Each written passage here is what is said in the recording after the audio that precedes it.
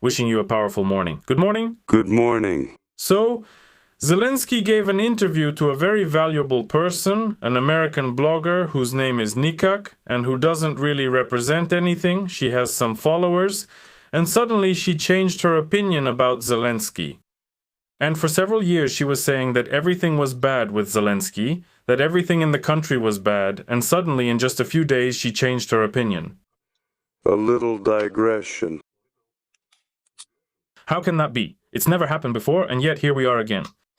I'm here with my personal observer and commentator Juan, that's the dove of peace, so to speak, the bird on the headline, and we're just in shock because, well, how can that be? After all, it's impossible for a person to change their opinion because of some facts, right?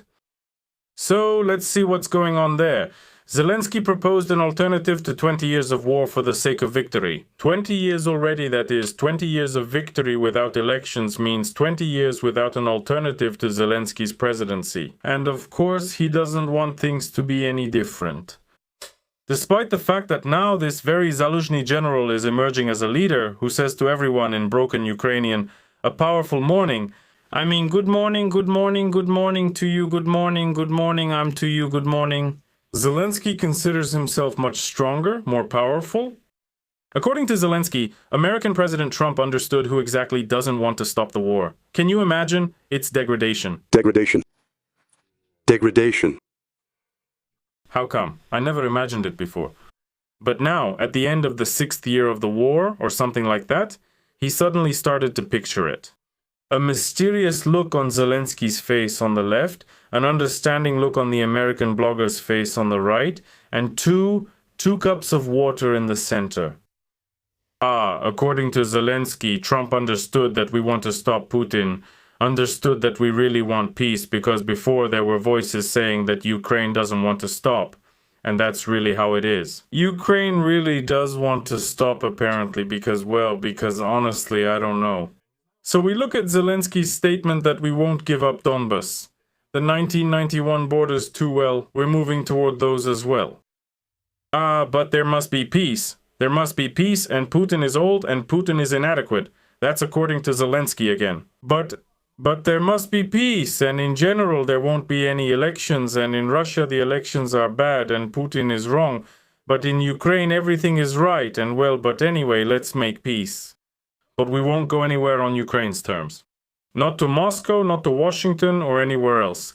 But let Putin come to Kiev. At the same time, Putin says, let Zelensky come to Moscow. And this discussion just keeps going on for many months.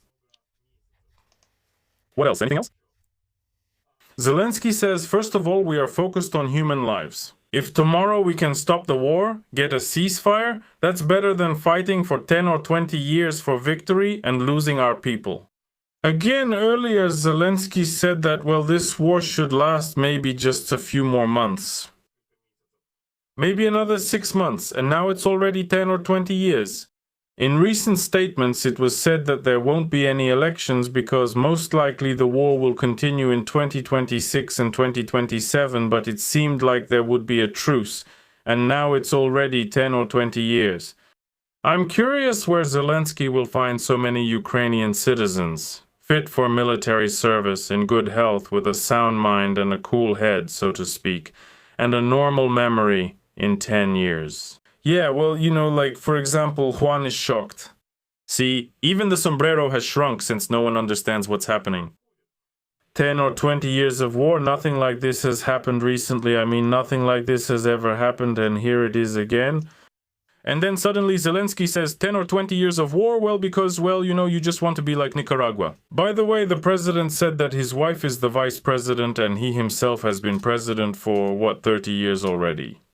And he said there won't be any elections because of the opposition. He's afraid that the opposition will seize power, start messing things up, and nothing good will come of it. So it's better for the president of Nicaragua to rule for 40 years.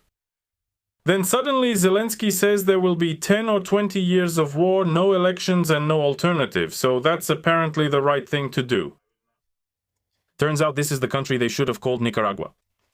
That's absolutely right. But then Zelensky says that he thinks President Trump started to trust him, and that's the key thing. When it comes to the media, it's not about a change in tone, which isn't the key thing. It's absolutely impossible to understand. By the way, earlier a year ago, Zelensky said that he visited wounded soldiers in the hospital, and that after he placed his hand on the forehead of one of the soldiers, that soldier started to walk. Well, you get the idea. Then, what else does he say? Zelensky called a brief personal meeting at St. Peter's Basilica in the Vatican on the 25th of 1925, a turning point in his relationship with Trump. That was when Zelensky and Trump were sitting on chairs facing each other and talking about something. We all saw it, we all discussed it. After that, it was discussed in the US as well, but Juan says that something is fishy here, something is not right. By supporting Ukraine, the United States gained exclusive combat experience without losing their own soldiers and saved 20 years of development. Honestly, my authority here is limited. I won't comment on this, but I suggest you, dear viewers, share your thoughts on this moment. Because getting combat experience without actual fighting and in just 20 years, well, I think that's simply wonderful. It's like they say about AI models, LLMs, large language models, gaining millions of years of experience, and here suddenly real people get 20 years of experience. Well, I think that's wonderful. So, Kyiv wants to make the biggest drone deal in the US. Ukrainian long-range sea and air drones have already been handed over to the Americans for testing. He says the technologies change every 3 to 6 months due to evolving dynamics and combat situations. Now, both the Russians and we already have drones with a range of more than 3,000 kilometers. Again, it is mentioned here that both we and the Russians have drones with a range of 3,000 kilometers. And honestly, Juan and I are puzzled about what's going on, why, what, well, in general, no one understands anything. Zelensky also spoke about Moscow's motives. Russia doesn't understand that Ukrainians are defending their homes, while Putin wants to restore the USSR within its former borders. He doesn't want to restore any USSR, it doesn't exist, it's simply gone. That Soviet socialist state that some people here seem to be expecting no longer exists. If it had existed and remained within its former borders, it probably wouldn't be so bad, but it's gone and it can't be restored. Because there is no Marxist ideology in Ukraine, in Russia, in Belarus, nowhere. Capitalism rules everywhere. And here Juan and I exchanged glances and agreed that it's really true. If you disagree, take the 33 volumes written by Lenin and read what is said there about Marxism. But anyway, let's move on. We won't talk about Christianity, let's move on. About this very exhibition. Let me remind you, there was an exhibition held in Ukraine. Where the weaponry of modern Ukraine was showcased. And this exhibition was publicized far and wide. The only thing that was kept secret in agreement with the president was the location of this exhibition. That is, hundreds of thousands of people. Well, okay, thousands, or even hundreds. Hundreds of people knew where and when this exhibition would take place, and suddenly it was attacked while it was being held. The open-air exhibition was attacked by rockets because suddenly the Russians found out where and when it was being held. But again, nothing like this has ever happened before. And again, to be honest, I don't really understand what's going on, why it was even held in the first place, but now Zelensky has also commented on it. Well, in short, 3 years ago, they tell us, a Russian missile struck a drone exhibition in Chernihiv. That's in Chernigov, yes. The drone lady was saying that she wasn't to blame, that she wasn't the one who told Rostrendel where the exhibition was being held. And now basically the same thing happened again. While government officials are trying to distance themselves from responsibility, citing the private status of the event, we found out who actually allowed this exhibition to take place. In the Bucha district of the Kyiv region, that is the same Bucha where the event took place, this exhibition was held. The information about the strike on the training ground was confirmed by the acting head of the Kyiv Regional Military Administration, Ruslan Oleynik. He stated that it was the Bucha district that suffered the most. Well, let's see who is to blame here. But it's not written here. A Russian missile hit a place where representatives of the Ukrainian defense industry were located. So first they tell us that everything became known, and then they write, well, it was a missile. The exact format of the event, the list of its participants, and how the Russian military could have obtained the information are not officially disclosed. But I will reveal how all of this was carried out. The thing is, when any event is held, whether it's some kind of ballet or an exhibition of hedgehogs in the fog with their own specialists, who are experts specifically in the field of hedgehogs in the fog, or this buka exhibition of drones and other weapons, there is always a press release. In addition to the press release, there is brief information about when it is held, where it is held, who is organizing it, and who is participating. Undoubtedly, there was something here. Было. There was, let's say, information about who was supposed to speak. In other words, which specialists were expected to speak. And all this was distributed among the people who were supposed to participate in this very exhibition. There are hundreds, maybe thousands of these people, and then suddenly it turns out that all of this was secret. Well, in the previous video I talked about it. I already admired this very touch of secrecy, but it's just wonderful. That is, to hold an arms exhibition in the open air, with a known list of participants, with a known place and time, and to say that it's secret, unexpected, well, you'd have to be a real genius to know exactly what you're doing. Well, that's impressive too. Juan and I here, well, let's not say what Juan is talking about, but it's just wonderful. Zelensky suddenly wasn't satisfied. Ira says that he already commented on it, and they've talked about it 1,000 times, that you can't do that. Zelensky stated that the target of the occupiers in the Bucha district was a site that definitely shouldn't have been there. What's going on? What is he talking about? Who shouldn't have been there? Why? But it was there. There were strikes, which means someone should be held responsible. Why haven't they been? It's absolutely impossible to understand. Maybe. Our Ministry of Rhetorical Questions will answer. This ministry is like those evil mountains. There are rivers of milk, but in reality there aren't. Zelensky says that the cause of the strike is Russian missiles. Well, honestly, I don't even know here if the person understands what a cause is, what an effect is, why Russian missiles ended up exactly where they did, what it's all about. Well, in short, the logical connection here is, let's say, at a certain level. I won't go on, we could discuss this for an hour. But it's been said 1,000 times to everyone that in these conditions of war with such an enemy, you absolutely cannot hold any kind of weapons exhibitions with large crowds of people, especially near residential buildings. And this is after it became known that Vishnevo, a suburb of Kyiv, a small town near Kyiv, was almost completely destroyed, wiped out. Not by Russian missiles, but by Ukrainian ones, because Ukroboronprom had set up a missile warehouse there, right next to residential buildings. Back then, Zelensky didn't say anything, but now he suddenly said that Juan and I, again, are puzzled that things shouldn't be the way they were. Of course, this can't change the timeline, but to do something like this after Vishnevo, well, in my opinion, that's sabotage. Well, there are no other words for it. And Zelensky says that at the moment, it's known that 10 people have died as a result of this strike. My condolences, they really help, obviously, these condolences. Many people were wounded, injured. Zelensky reminded that the Russians struck Sloviansk and other populated areas. Well, in short, the closer the date of Zelensky's trip to the US gets, I remind you he's flying to the US for a week, for 7 days to conduct peace talks. The late Senator Graham, who, again stated, while patting Zelensky on the shoulder, that we will save trillions of dollars. Not us, dear viewers, but the US will save those very trillions of US dollars by having Ukrainians do the fighting. But then suddenly something went wrong. That very Graham touched a drone called the PS-1UN. Figure it out yourself, this is not a joke, seriously. And suddenly this is what happened. And Zelensky says, well, everything is fine, everything is great. Next, it's Zelensky, leaving flying abroad, suddenly once again warns that Ukraine is threatened by shelling.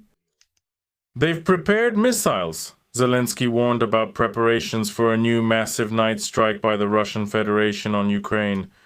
And he states that we know from intelligence data and from our partners that the Russians have prepared missiles for a new massive strike on Ukraine. This strike could happen as early as today. According to preliminary information, it is expected within 48 hours. Please take care of yourselves.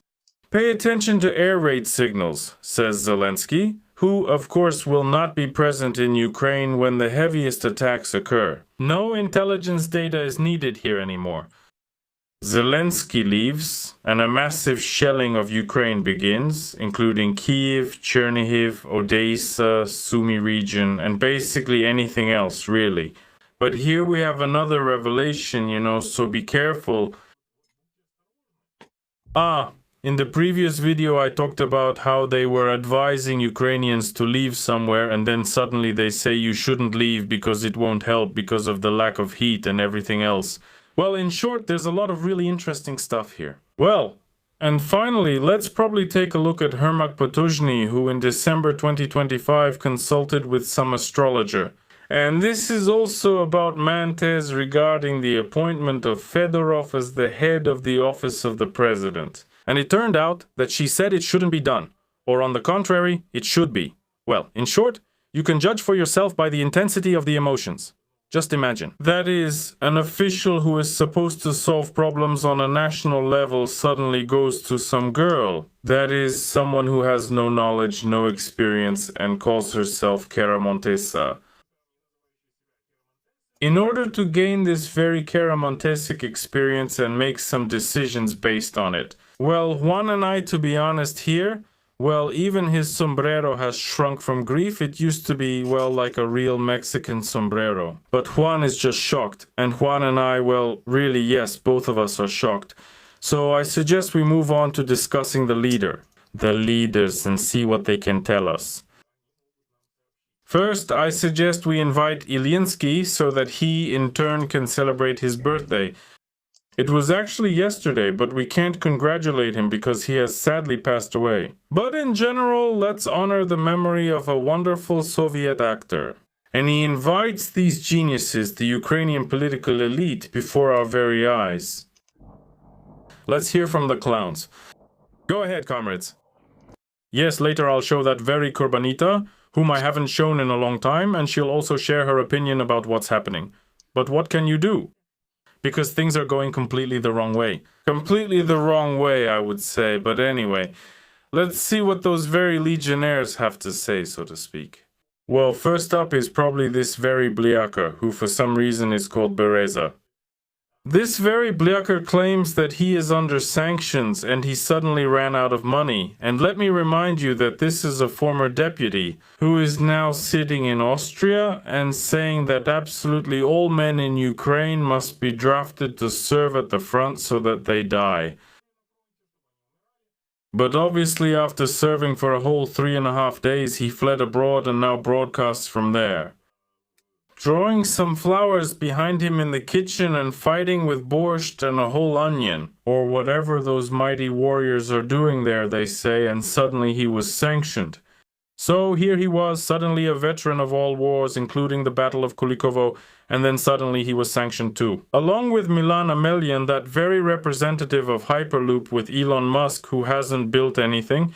And again, Elon Musk doesn't know anything about him. And it turns out this is a comrade in arms, and this comrade in arms talks about how he doesn't have any money. Well, something like that, they imposed sanctions for 3 years. But for Bruno Borisov, it's like this. Sanctions for 3 years, but for Borislav Borisovich, Borislav Bereza's last name is actually Bliaker, not Bereza. Bereza is just like how they love these nicknames like Flash or something else. It's just a nickname. Their real last names are completely different. This person's last name is Bliaker. I see, a veteran, not... But looks like a veteran, right? Well, you can immediately tell he's a battle terminator, a destroyer of universes, an eraser of reality, Bliaker. People. Somehow I think he's Ukrainian, with pink hooligans on the keyboard, for 10 years. And by four-time hooligan, he means the powerful President Zelensky. So suddenly the person who talks about how there are a lot of draft dodgers in Ukraine is unhappy that he himself was called a draft dodger. Why and what for is absolutely impossible to understand. But some journalist in a fog, there's no other way to put it, is interviewing him. And once again, Juan and I are left wondering what's going on. And what's that little candle to his right? Why? Well, from today on, you start fighting. What steps should I take first? Oh, Dimitrorzok did it. Before this, he wasn't fighting, but now suddenly he started to fight. Oh, with a spoon? Apparently against borscht, with an onion against salt, and salam against the gate? The struggle is just beyond any reasonable limits. Well, As for lawyers, we'll need to arrange it, find donors, because any kind of legal donors. donors for what? Kidneys? Well, the journalist is clearly skeptical about this very heroism of this very Bliaker. And she looks at him like, yeah, what are you talking about? You're just talking nonsense. I'm a leaf. Reality demands a pair, and we will work on this peak. It's exactly at the peak that we will get out. I have a pair.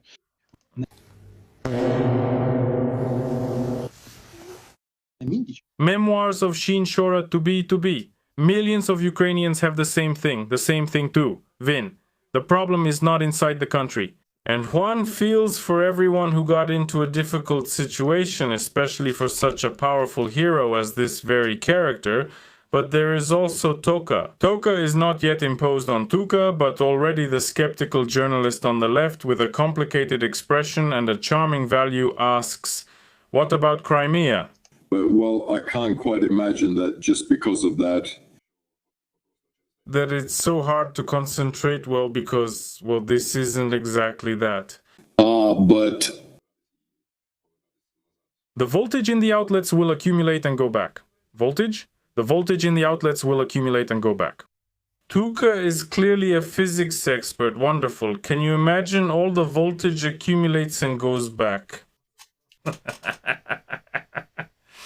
In the Russian Federation, they'll still need to strike hard enough for splinters to fly.